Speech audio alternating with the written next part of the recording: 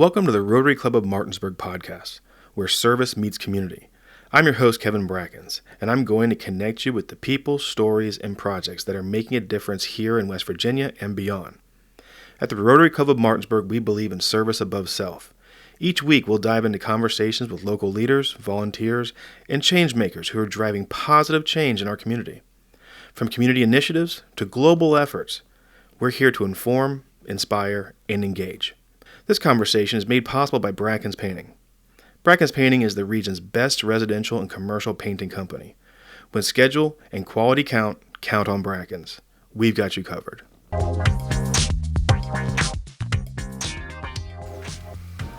Eric, thank you for being on the podcast.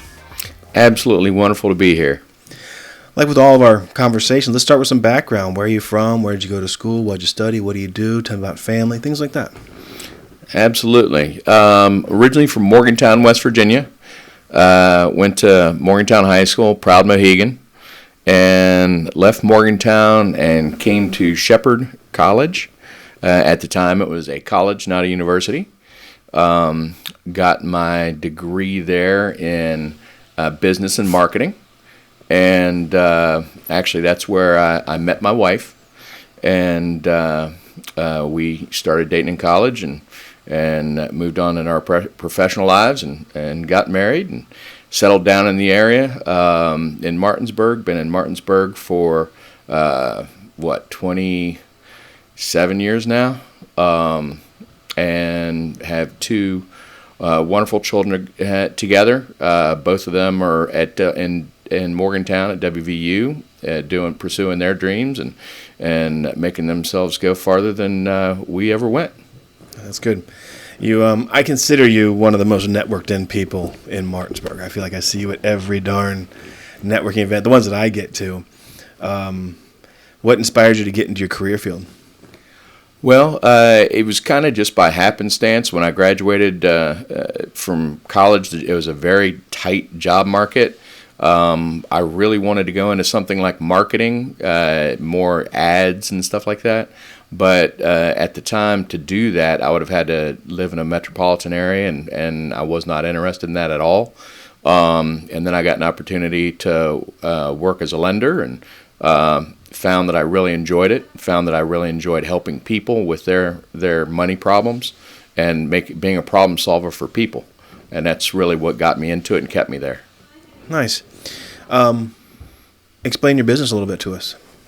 I'm a mortgage loan officer, branch manager for MVB, and I help people purchase houses, refinance homes, and try and make the easiest way to describe it is I try and make the roof over your head as cheap as possible.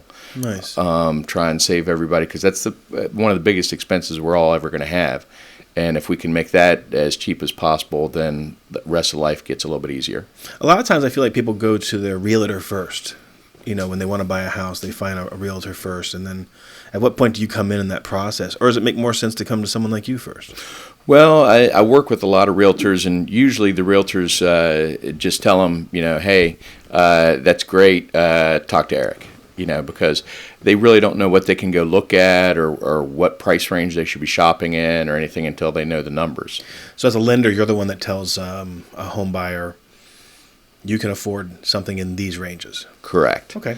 All right, correct. Cool. And what that looks like for them, because I always tell people I don't live your wallet or your purse, but I can tell you this is what it's going to cost to live in a house that size, and that might be okay with you, or it might be unsavory. It might be too much of a payment, and you want more expendable income. But maybe just because your income shows that you can afford a house this big, maybe your spending habits don't allow for that. Correctly. Right? Correctly. And, maybe you're a big traveler and you just like to have a large part of your budget to go vacationing a lot, which is fine.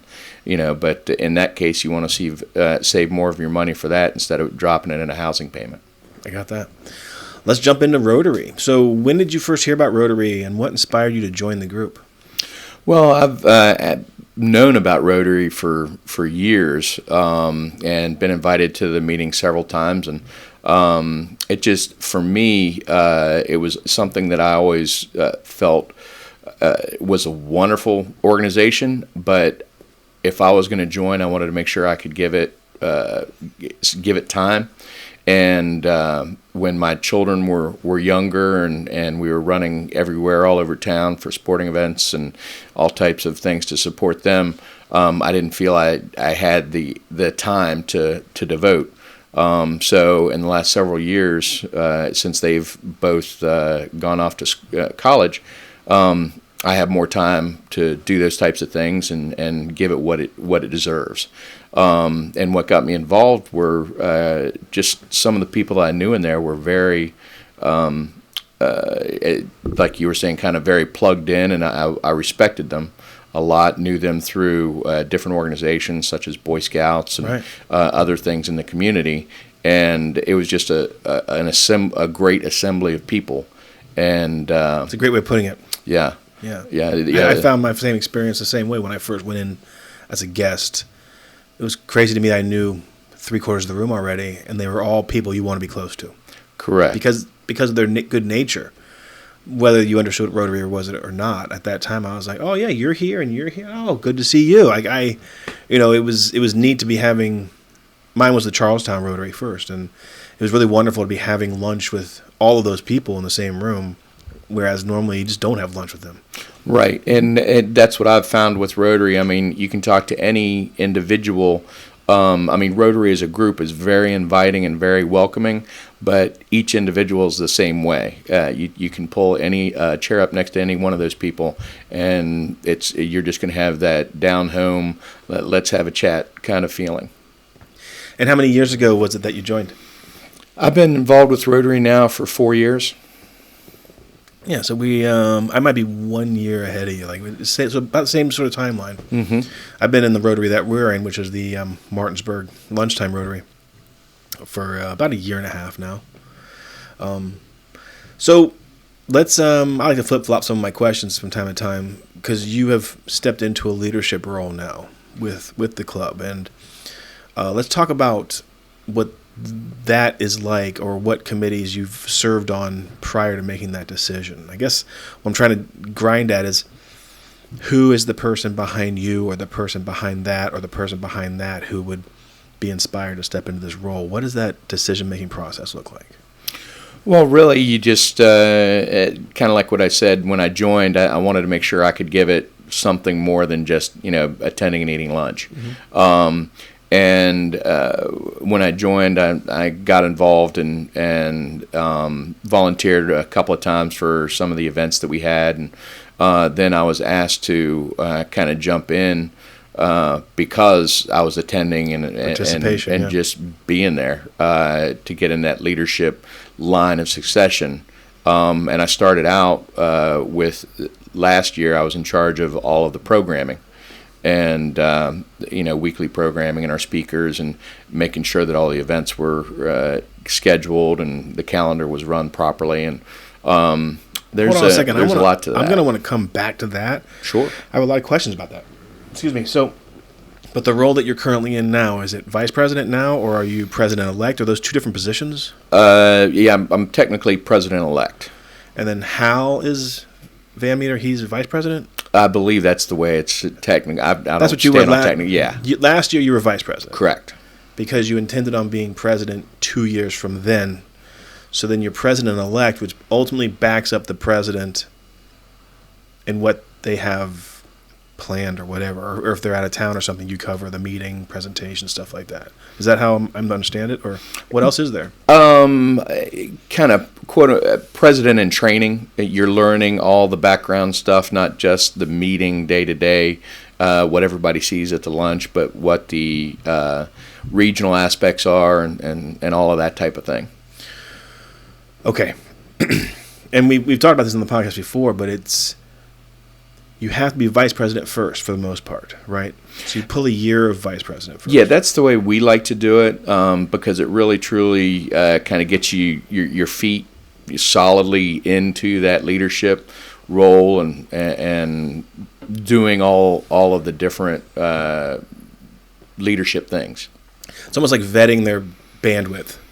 Here's, as vice president, here's what you got. Right. And you could probably try to pull the ejection somewhere in the middle of that year, and we could find somebody else to step in maybe. But ultimately, the next year as president-elect, it's almost like the responsibility level gets a little bit steeper, and the amount you have to do might be a tiny bit more than vice president. But it's clear I'm experiencing what president does, and it's quite a bit. I mean, because for anybody listening who's outside of our region, this is a very productive club with an enormous amount of programming and events that happen throughout the year. So then the final question on being president-elect is, how's it going? What has surprised you, or what have been easy versus challenging for you so far as this is going on? As of now, I haven't really had anything that I would consider a challenge. One of the things that I did do, and our club does a little bit differently, we send the vice president and the president-elect to the PETS conference. Mm-hmm. What's that stand for? President-elect training. President-elect training, PET. Oh, okay. Yeah.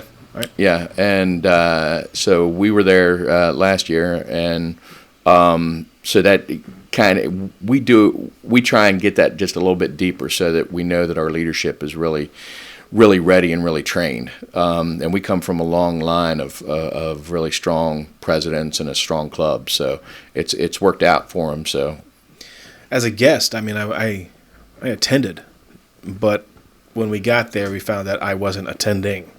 So, like, I was just hanging out in a hotel. Right. But I really wish I could have attended, so I could be a better support to Tracy as she's running the president position.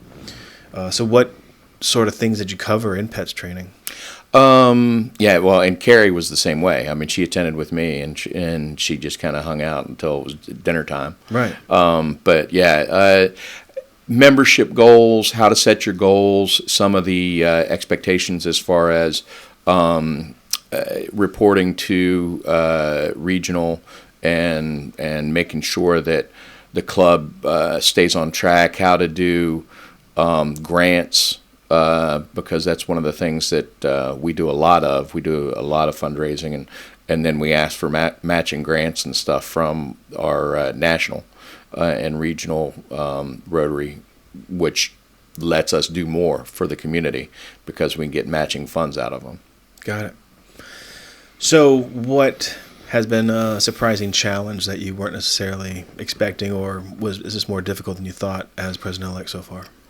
I've been involved in a lot of organizations and taken a lot of leadership roles and everything.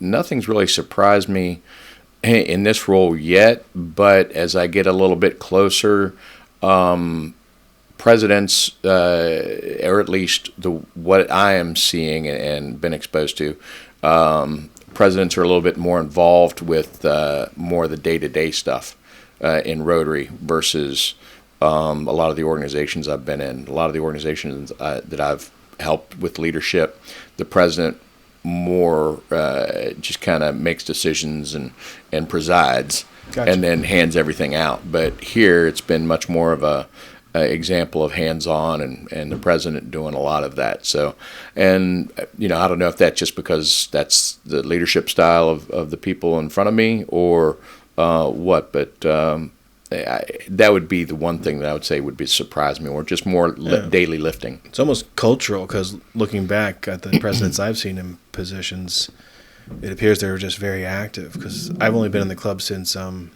Pete Mulford was president, and then Michelle, and then Tracy. It seems to be a pattern of being heavily involved in day-to-day.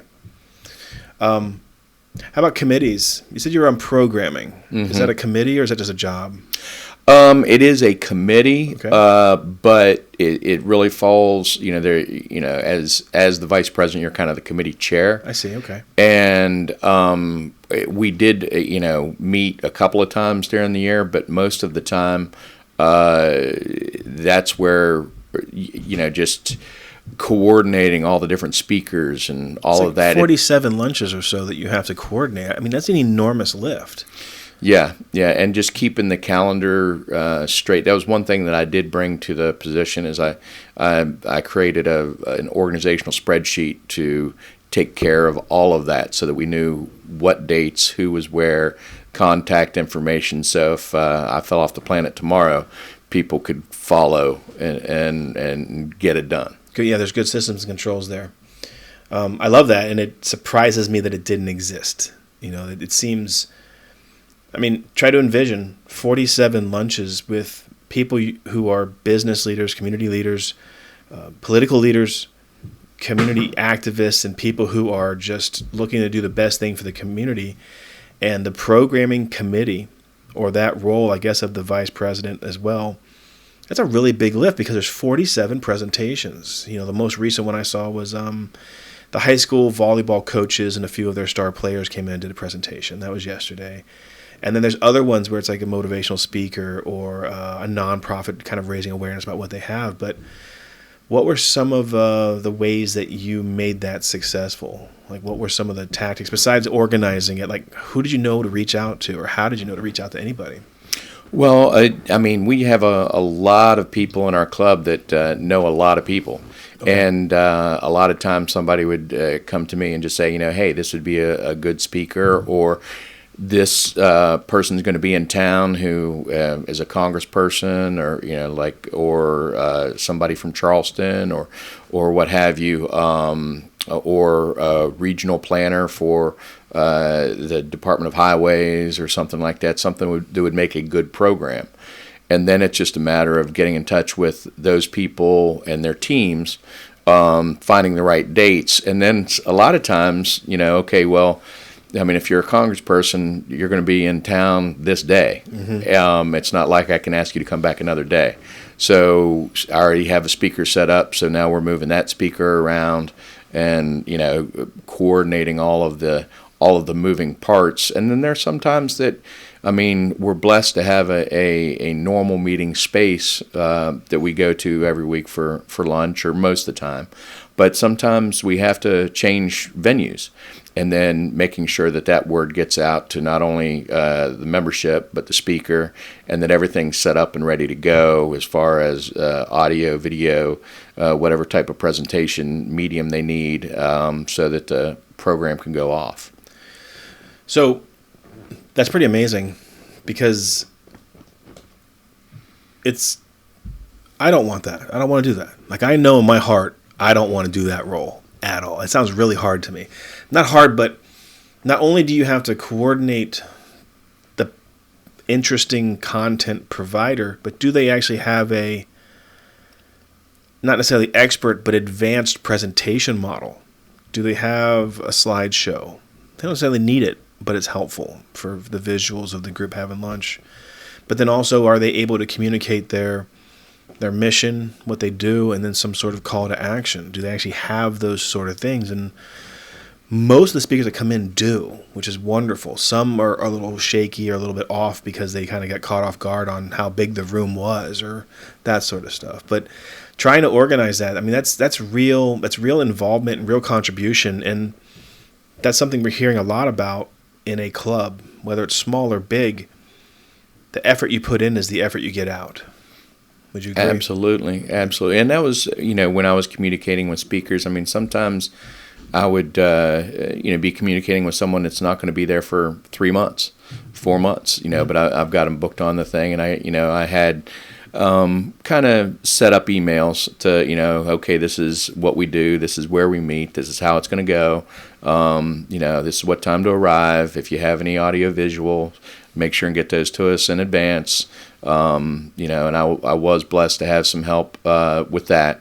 That way I didn't have to worry about that the day of. I just had to worry about introductions and asking him for a bio to do the introduction and all that type of stuff. I'm fascinated because it's complicated. And people think that if you're in a community organization, you can kind of just come in and just relax. But that sounds complicated. Is there sort of a formalized system that someone's able to write where it's like, hey, here are the checklist of things you've got to do before people come in for speaking?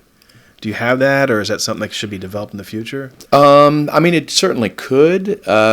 Normally, when somebody's coming in, they kind of have a breadth of what they want to present, mm-hmm. and whoever they're representing, that kind of gives us the idea of what they're going to be doing. I never gave them really a formal checklist of make sure and do this, but just kind of gave them a breakdown of the meeting that, they'd come in, have lunch, we'd have, we recognize our student guests, we have some club business, and then they would have the floor for 10 to 15 minutes to do their presentation, and depending on how long they go, 5 minutes or so for questions afterwards. So that'd be similar to the content organizer I send out for this podcast. What I'm actually asking is, for the next person to step into the role, is there a formalized sort of, here's what you need to do per speaker? Send each of these items to each speaker as they're coming in. Yeah, I passed along all my kind of prefabbed emails to Hal Van Meter, who's now the vice president, so that he could just, customize those to his taste and how he wanted to use them. And then I would also send out reminder emails the week of, and if there are any questions. Love that. Yeah. Make sure that the speaker, because there were some times that I'd send out a reminder on Monday because our meetings are on Thursday, and I'd get a reply, something came up, I'm not going to be able to be there.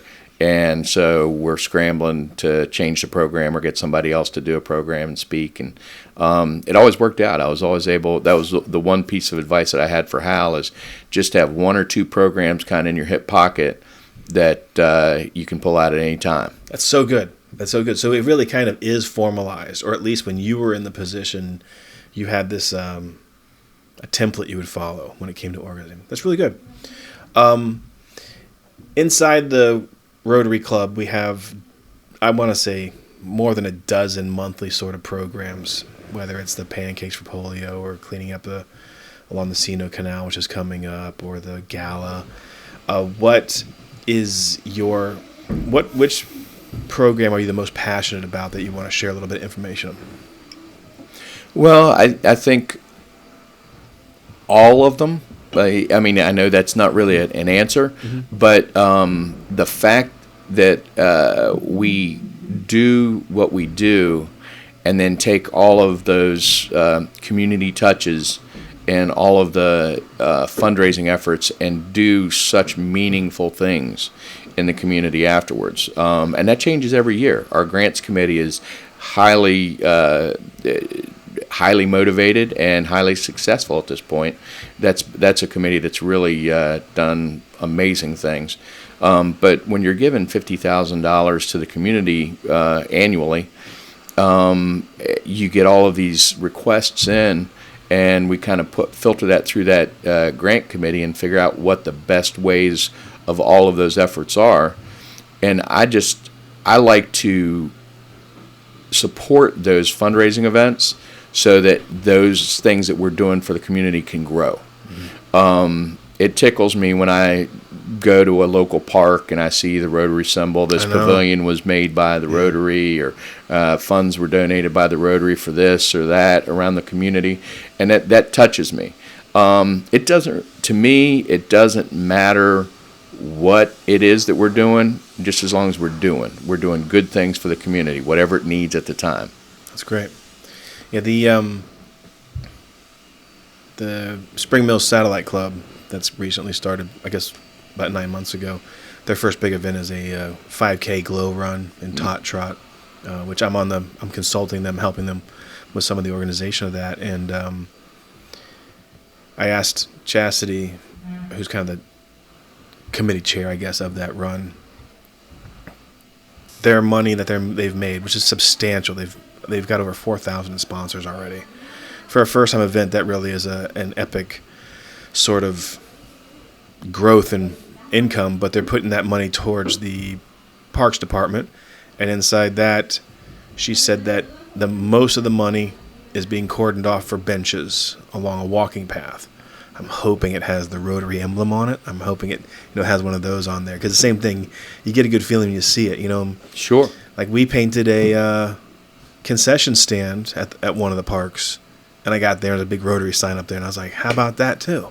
And then I know there's walking trails at Jefferson. I think it's Jefferson Memorial Park over in Jefferson County in Charlestown, and there's emblems on a rock that said that this landscaping provided by So it's really nice to see that. I agree. It is. It is. I'm actually, well, as you know, I'm very involved with Boy Scouts as well. Yes. And first time I went up to our local Boy Scout Camp Rock Enon, I was walking around, and the campsite that I actually was staying in, the pavilion was actually donated by Rotary, had the Rotary symbol on it. And I was just another way that they're touching lives. Yeah, this club brings organized community donation or community goodwill. It brings it together and organizes it and distributes it in an organized and ethical way. And that's one of the most wonderful things about Rotary. So let's wrap this up with what I call a call to action. What would you say to somebody who is on the fence about checking out what Rotary is, whether it's our club or another club? What would you say to them to really get in there, join the club, and get involved? Yeah, first of all, I would say the exact same thing I say about Boy Scouts as far as, it doesn't matter where you're scouting, just as long as you're scouting. It doesn't matter where you're a Rotary member, just as long as you're a Rotary member. It doesn't matter what club, just plug in. And then become involved. If you like to be around people, if you like to be to give back, if you like to serve, because that's we're servant leaders. We are serving the community. We're out here helping to serve the community and make everyone's lives better. If those things are favorable to you, if you feel that that's something that you would enrich you or feel better about, definitely look into Rotary. Check it out.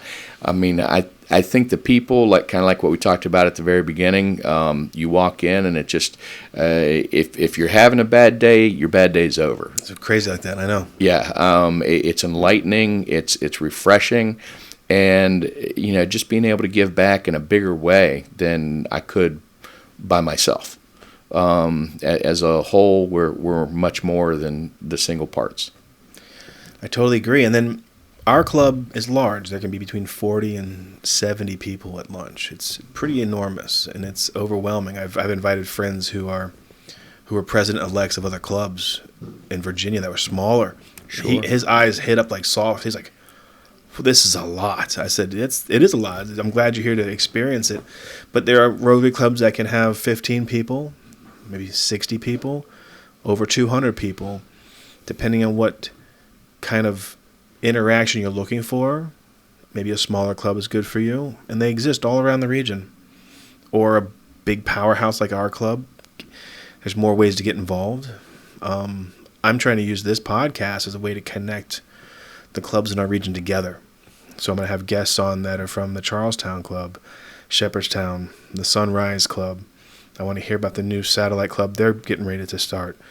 So I'm trying to create a collaboration between the clubs as well, and a promotion of all the events all the way around. Sure. And that's one of the things. We have the distinction this year of having the district governor at our home club. Mm-hmm. And we are known as one of the most active and biggest clubs in the district. That's just kind of the reputation that we have, and we've carried that mantle for several years, and it's good.